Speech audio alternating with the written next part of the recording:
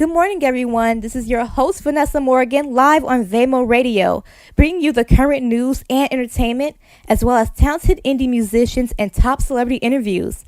I'm here today with leading expert, consultant, and empowerment coach for business and individuals, Gregg Roberts. Hi, Gregg. How are you? Good. How are you, Vanessa? I'm great today. I'm so glad to be doing this interview with you. Me as well. Love to share the good word here. Awesome.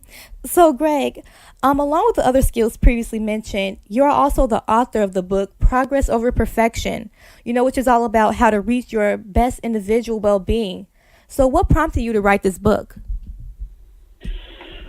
Really, it was my own personal health and wellness journey, and two parents who were cancer survivors, and some big life changes, like a divorce from myself at the time with three kids, and not wanting to be a victim to sickness and all the misery that can cause in the society these days. So as I was experiencing some major benefits and turnarounds from my own journey and getting healthier, and I wasn't getting sick anymore, and I was a bit overweight there for some years. I was, get the flu once every couple of years and didn't have as much energy, was feeling more lethargic.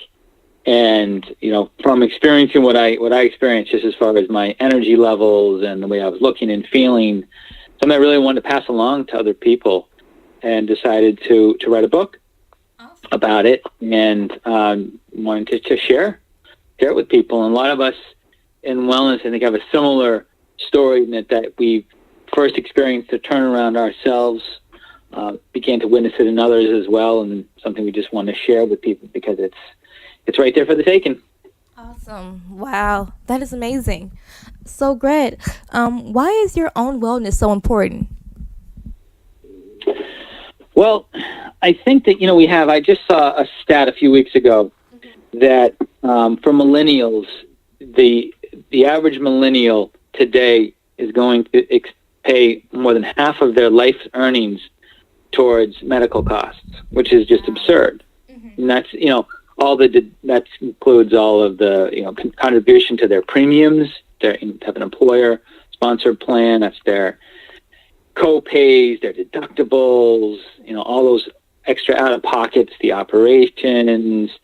And that's just an alarming stat that we've just started to, we need to really, I believe, push back and understand that we have so much more control over our health and well-being than we may have been led to believe. We don't have to be a victim. We can actually be proactive as well as reactive. And the benefits are just enormous for people. It's not just living longer in quantity, it's living better. We're about quality and quantity. And there's many examples, people that either, choose wellness or you choose sickness. But the point is, it's very often our control. Not always. Of course, there's people with congenital situations who always want to be sensitive to that, and people who are, suffering in ways that, maybe it's something that was contracted, it was a communicable disease, but we very much focus around the chronic illnesses, which are the most preventable.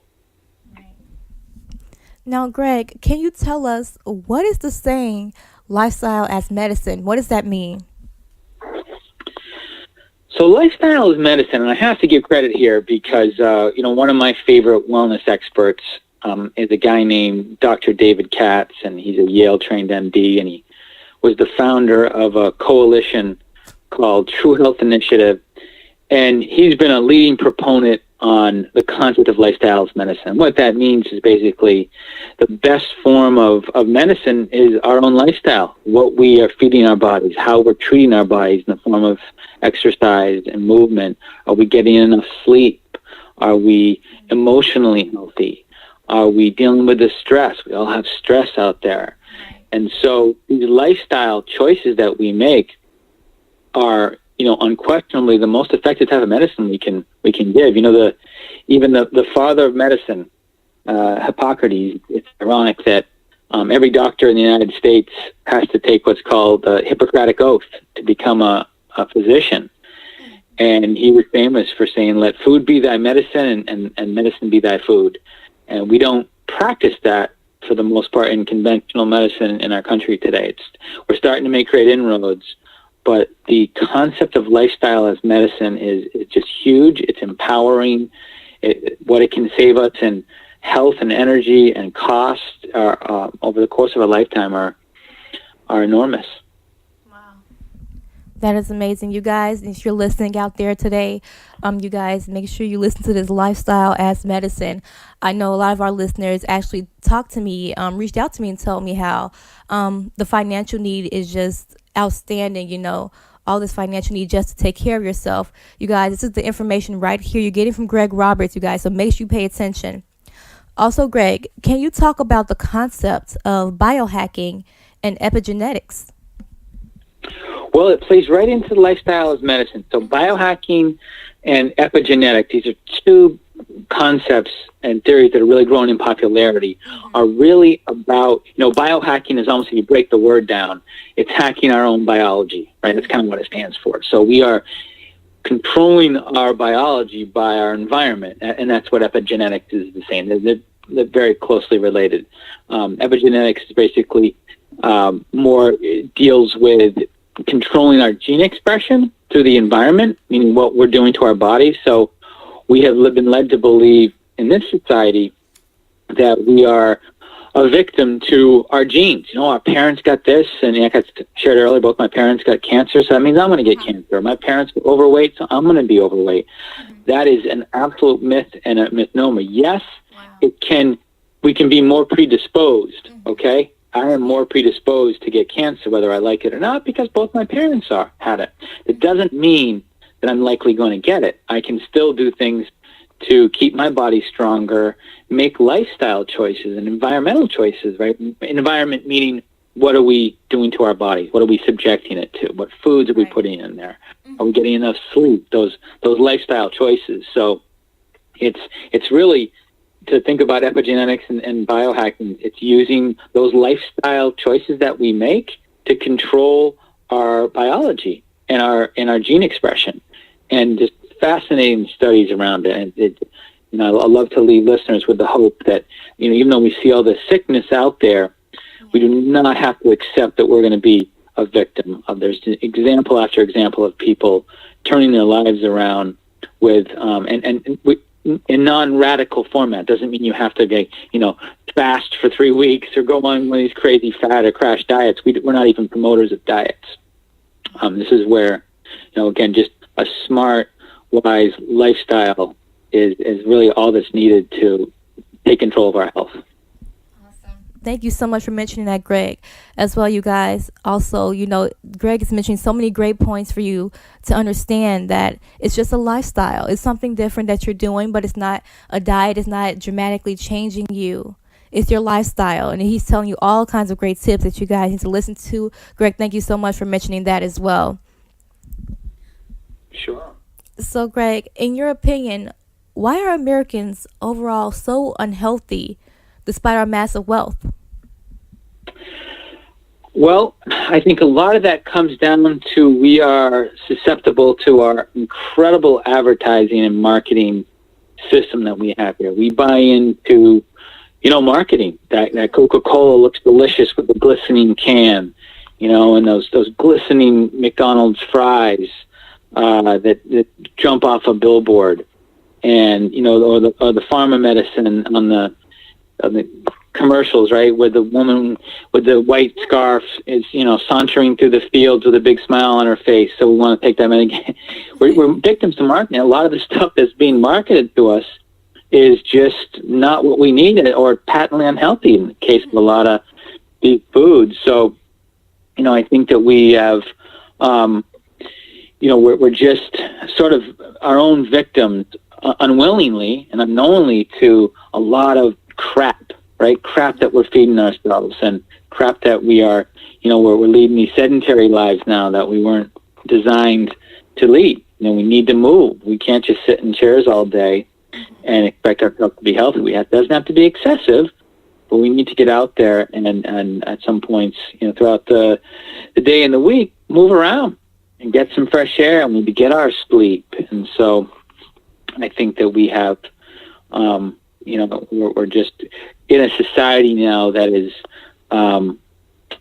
very unhealthy. And our lifestyle choices are very poor without us really thinking about it, as well as we tend to live in this pill for every ill mentality, right? Like, it's just going to be a pill to fix. We all want the quick fix. And we all think it's just going to, whether it's plastic surgery, whether it's just, a pill for a headache or a pill for a stomach pain or a pill for, and we're not spending time to become informed as to, the damage and the harm sometimes these choices make. Right. And so that answers the question. Yeah, definitely. And Gregg, I actually skipped over one that's really, really important that I need to ask you. So why is chronic illness such a huge problem? So chronic illness, according to the Centers for Disease Control and many other, expert opinions, it's the by far most costly medical epidemic that we have.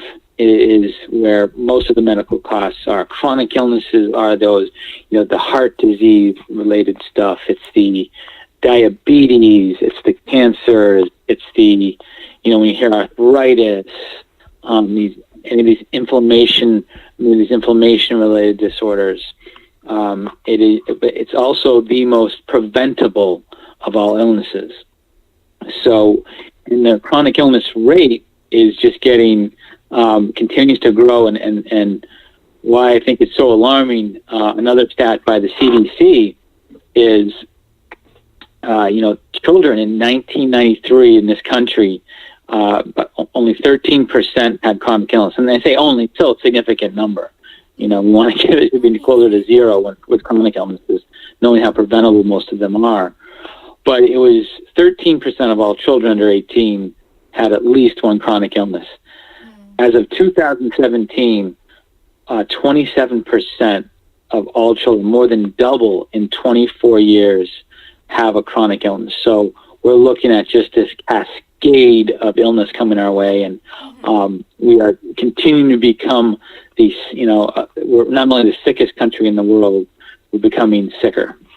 Wow. And the data is all there. Oh, wow. Man, that is amazing. That is so interesting. I didn't know actually that our sickness is actually even growing. Because so many people don't understand know what they're doing or knowing what's wrong. Sometimes a lot of people are just following what's out there already, or what they've seen or what they've heard, and haven't heard all the correct information or what they can do to actually fix the problem, which is, I find very interesting, because there's so many sick people out there today. On the news, you just see all kinds of people sick in the hospital needing medical care, which is also, again, the financial problem raising. And so many things can actually be solved by ourselves that we can do on our own. So thank you so much for mentioning that. Well, it's so true. And I just give you an example that I heard a doctor say not too long ago. You take arthritis, for example, and many of these illnesses, but we're not just walking down the street and one day out of the sky, rheumatoid arthritis hits us, right? They slowly build up. They start somewhere, and they gradually, diabetes is another great example. We can monitor that through our blood glucose. So you don't just start off with, or heart disease, any of these things. We don't want to have our total cholesterol above 200. But we don't just wake up at 200. It starts at 120 to 150 to 1. So when we see these indicators, we need to take action and take action rather than reacting, which is what we do. We wait until, we get the blood work back and our test results are poor. And at that point, the doctors put us on these medications that come with a whole battery of these crazy side effects, and they're very expensive and again, so unnecessary when you factor in prevention. Just an ounce of prevention, as the expression goes. Most definitely. And also, Gregg, can you tell me, what are the biggest challenges for most people when it comes to maintaining a healthy lifestyle? So the biggest challenges for people to maintain a healthy lifestyle is, I think, their surroundings. Right? Yeah. It's easy for us in the wellness world to say, well, eat healthy and whole foods and go to the gym. But you know what? If that's not our individual circumstances. If we're in a family that is serving fast food, or doesn't have a lot of processed foods in the house, or they're in a work environment that has vending machines that just don't have healthy foods, it's a little hard to have that access. Or friends in our support group. Sometimes our friends can be our worst enemies in this department.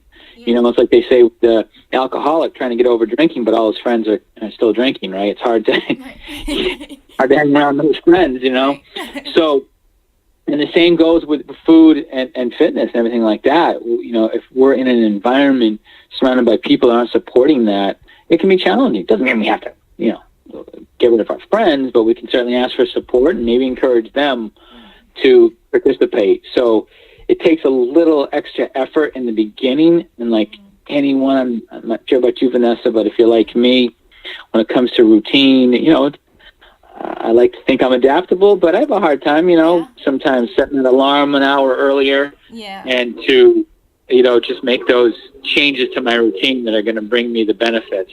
And I suppose that often initial period when you're just trying to make those changes that are the most challenging. Most definitely. And Greg, can you tell us exactly what are rocket fuel foods? So rocket fuel foods, I talk about them in my book, are really those foods that we like to call the healing foods. So there's two types of foods out there. There's healing foods, which actually bring not just nutritional benefits, strengthen your body, strengthen our immune systems. And those are the vegetables and the fruits and the whole grains. It can be from watermelon to kale to bananas to, whole grain rice, and it can be oatmeal. I mean, I can go on and on with the foods, but full, clean foods are rocket fuel foods because they are actually contain, phytonutrients and phytochemicals and antioxidants, all these, very powerful nutrients and minerals that are actually giving us strength. So I like to equate it to rocket fuel. You put rocket fuel into a rocket, thing goes. You put, low octane fuel, it's not going to perform the same. So these, you take a spinach or a broccoli or collard greens or, chard or some of these foods are so powerful that, I know we may not have loved them as a kid, and there's a lot of ways to cook them to make them fun and flavorful, but they are literally powerful foods that we get back to, changing that genetic expression and some of the controlling our health destiny. Those foods can have a tremendous impact. These can help prevent cancer, help prevent all these chronic illnesses. It's proven stuff. There's not a lot of debate in that anymore. There used to be. It's just a question: are people willing to take the time to look at the evidence? And it's growing out there. So you can't encourage people enough to get their hands in their mouth on those rocket fuel foods. Oh, definitely. You know what, you guys, this is really great information because, these are things that we can eat every day. I love bananas and watermelon and stuff, and sometimes we don't even understand. I mean, I know, of course, when you're growing up and people are always like, oh, eat your fruits and vegetables, but we never really understand how much it can actually help you, can actually save your life or save you from kinds of diseases that all of a sudden occur, that you think all of a sudden occur later on in life, like arthritis and cancer cells that develop, everything. So you guys, make sure also you read this book, Progress Over Perfection. Progress Over Perfection from Gregg Roberts. You guys, it gives you so much information about what you can do to help your well-being. Thank you so much, Greg. Also, how does the future look for our kids' health? Knowing all of this information and how our health is declining over time and more people are becoming sick and ill. How does our future look for our kids' health? At the current trajectory, not good at all, unfortunately. There are these areas of hope because of the information and awareness, which is starting to gain a lot of traction. But if you look at, the stat I shared with you earlier, what's happening with chronic illness in our youth, you mix that with our more sedentary tendencies. We're just sitting down more and we're not moving around, and, we're all, sort of staring at our devices more. We have to counter that with movement. We have to get up and make some real changes. So, and that includes with our kids. We have to be proactive. So I think for those that are becoming aware and taking the time, it looked good. But overall, if you look at the numbers out there, it's a little alarming. And so I think unless we continue to focus much more on awareness and prevention, it doesn't bode well for the future of our children when it comes to their wellness. Oh, wow. Most definitely. So, Greg, what strategies have you seen as being most effective, in order for people to attain overall wellness in their life? I think the strategies that we've seen work the best, because we want to focus on sustainable, right? What's the purpose of, you see people all the time, we hear of friends and family go on these diets 6 months, 9 months, but, a year or two later, they're right back to where they are, and then they're off, in a worse condition. They put the weight back on plus some, or they just, it wasn't workable. Right. So we are very much into slow and steady wins the race, and that's really proven. That's not just our an opinion right there, because it's to force a crash type diet, even though even some crash diets that may have some good health attributes, we focus on what's sustainable, what's going to stick, what works. And the thing I talk about in my book is the techniques that really work, slowly crowding out some of the bad stuff and crowding in those rocket fuel foods. So it's not trying to take on too much at once, and really taking a close look at what is going to work for your individual lifestyle. Just getting the information, I think, is really key, and getting that encouragement is stuff that works so much. Surrounding yourself and putting yourself in a community, whether it's a Facebook group or some a local class at the YMCA, something to help surround yourself with more success stories, because we really want to leave people with everyone listening today has that opportunity. Whether you're 200 pounds overweight, 20, underweight, unhealthy, we have that control over our health. We can live the longer lives and be healthier. We're not just a victim. And so the message of hope is very important for me to get across. Definitely. So, Greg, what are the 5 key pillars that we need to focus on for optimal wellness? So, although a lot of wellness practitioners may focus on one or another, maybe it's about all nutrition, or the fitness people's all about just fitness. We are very much a proponent of 5 key areas. We give people an acronym in the book that we promote called PRESS, and we talk about pressing to success. And the P in PRESS is for plants. That's the first, pillar to focus on. And what we mean by plants are plant-based food. That doesn't mean exclusively plants necessarily, but that's the vegetables and the fruits and the grains, and or if it's going to be animals or fish that are fed what they're supposed to be fed. We're not eating a bunch of chemicals and pesticides that we don't necessarily need, and chickens that are not able to stand up because they're pumped so full of hormones and steroids. The R in PRESS, the second pillar, is to reflect, and this is an often overlooked but very important area that focuses on our mindfulness.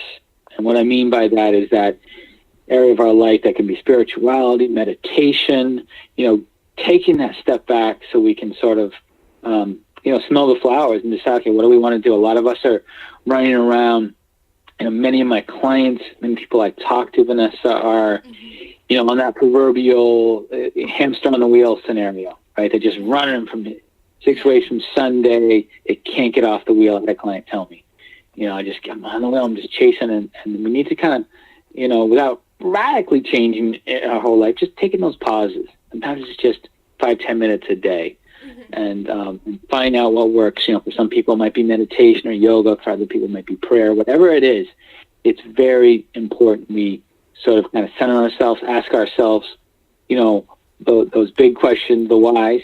Why are we here? What do we want accomplish. There's too many stories of people working so hard for that dollar and that dream, and then, they're dead of a heart attack at 45. So, the mindfulness is big, and that's the R in press, that reflect. The E, third pillar, is exercise, and that's just a movement. That's that is probably the most universally agreed on of the 5 pillars. And we, study after study shows we need 150 minutes a week of some form of exercise. And you can get that 3 times a week, 50 minutes. You can get that in 5 segments of 30 minutes, but we have to get out there and move. It doesn't have to be a gym. We encourage people to find something that they like to do. It's swimming, or it's playing tennis, or it's going for a run, or pool, whatever it is that works for people that they enjoy doing is what we encourage. But you have to move. Right. The 4th pillar, and the S, the first S in press, is for sleep. Another area where there's just so much overwhelming evidence recently, the area I had a struggle with, wasn't getting enough sleep, and I was sort of in denial of its importance. And we need to get, at least 7 hours of sleep a night. 7 to 8 is ideal. That's very important for our body to be able to rejuvenate, for the cells to regenerate, and to function properly. And the 5th and last pillar that we promote, and the last S in the stress, in the press, is stress. Rhymes to press. A lot of stress out there. Most people, I don't think people don't struggle with stress. And there's 2 types of stress. There's the good stress, which is kind of eustress, it's called. Yeah. And that's stress we need to function, right? Like if we're in a building on fire, we need to be able to react and get out of there, right? That's the healthy kind of stress, that fight or flight. Right. And then there's the distress, which is the unhealthy, and that's what so many people are experiencing these days, and that can turn into chronic stress. And when we have that type of stress in our bodies, a very negative chemical gets released called cortisol, and that can just lead to a battery of bad health conditions. So we want to be mindful of stress techniques, stress battling techniques, such as breathing exercise, or back to the meditation or yoga, taking that time out to maybe take a walk and just collect ourselves. There's a lot of tools that many people might not be aware of to help counter stress. It's going to be a part of our life. We'd love to eliminate it, but it's going to be there. So just want to be able to manage that. Right. Thank you so much for that, Gregg. And is there any information that you can give for people to contact you, and where your book is available that they can also check out as well? Yes, the best place to reach me is from my website, which is greggcroberts.com, and that's greggcroberts.com. You can find the book. It's Progress Over Perfection, 16 Simple Steps to Reclaim Your Health and Well-Being. It's on Amazon. It's an audio, paperback, ebook. So you can find it there. But the best place to reach me is that gregcroberts.com, my personal website. Awesome. Thank you so much, Gregg. You guys, you have just heard it from Gregg Roberts. You can check out his book. Make sure you check it out. It's also on Amazon. You can go to his website and contact him. Gregg, I appreciate you coming on the show today. Thank you so much for the amazing information. You guys, if you're out there listening, make sure you contact him. Listen again to this interview. It will be up, and maybe by tomorrow, or maybe in a couple hours actually, right here on VaymoRadio.com. That's Vaymo-radio.com. Thank you so much, Gregg. Thanks for having me, Vanessa. My pleasure.